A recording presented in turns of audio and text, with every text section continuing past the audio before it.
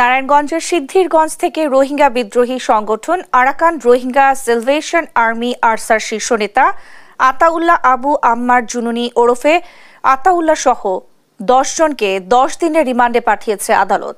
মঙ্গলবার দুপুরে আলাদা দুটি মামলায় তাদের জিজ্ঞাসাবাদের জন্য নারায়ণগঞ্জের সিনিয়র জুডিশিয়াল ম্যাজিস্ট্রেট মঈনুদ্দিন কাদিরের আদালতে হাজির করা হলে আদালত আসামিদের 10 দিনের রিমান্ড মঞ্জুর করে। এর আগে মঙ্গলবার ভোরে গোপন তথ্যের ভিত্তিতে সিদ্ধিরগঞ্জের ভূমিপল্লী আবাসিক এলাকার একটি বাড়িতে অভিযান চালিয়ে তাদেরকে গ্রেফতার করে র্যাব।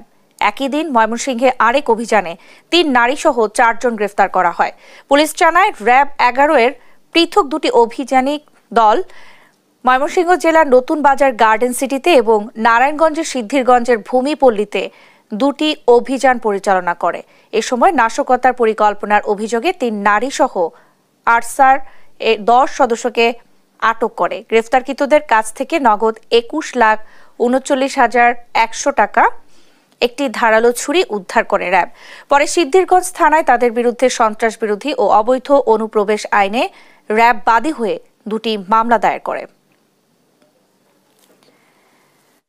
5 জন পুরুষ এবং 3 জন মহিলা এবং বাঙালি একজন সহ টোটাল 10 জনকে ধৃত করে সন্ত্রাস দমন আইনে এবং ফরেন অ্যাক্টে 2টা মামলা দায়ের করলে সিদ্ধিরগঞ্জ থানায় এই মামলা গ্রহণপূর্বক উক্ত সকল আসামিদেরকে বিজ্ঞ আদালতে সুপোর্ট করিয়া তাদের আগমন এবং অবস্থান সম্পর্কে জিজ্ঞাসাবাদের নিমিত্তে 10 দিনের রিমান্ড আবেদন করিয়া বিজ্ঞ আদালতে প্রেরণ করলে বিজ্ঞ আদালতে শুনানি শেষে উভয় মামলাতেই 5 দিন করিয়া 10 দিন রিমান্ড মঞ্জুর করেন।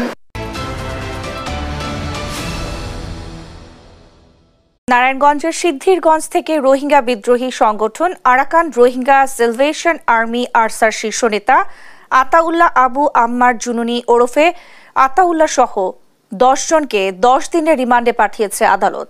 মঙ্গলবার দুপুরে আলাদা দুটি মামলায় তাদের জিজ্ঞাসাবাদের জন্য নারায়ণগঞ্জের সিনিয়র জুডিশিয়াল ম্যাজিস্ট্রেট মঈনুদ্দিন কাদিরের আদালতে হাজির করা হলে আদালত আসামিদের 10 দিনের রিমান্ড মঞ্জুর করে। এর আগে মঙ্গলবার ভোরে গোপন তথ্যের ভিত্তিতে সিদ্ধিরগঞ্জের ভূমিপল্লী আবাসিক এলাকার একটি বাড়িতে অভিযান চালিয়ে তাদেরকে গ্রেফতার করে র্যাব।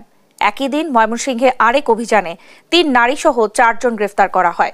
পুলিশ জানায় র্যাব 11-এর পৃথক দুটি অভিযানিক দল ময়মনসিংহ জেলার নতুন বাজার গার্ডেন সিটিতে এবং নারায়ণগঞ্জের সিদ্ধিরগঞ্জের ভূমিপল্লীতে দুটি অভিযান পরিচালনা করে। এ সময় নাশকতার পরিকল্পনার অভিযোগে 3 নারীসহ আরসার 10 সদস্যকে আটক করে। গ্রেফতারকৃতদের কাছ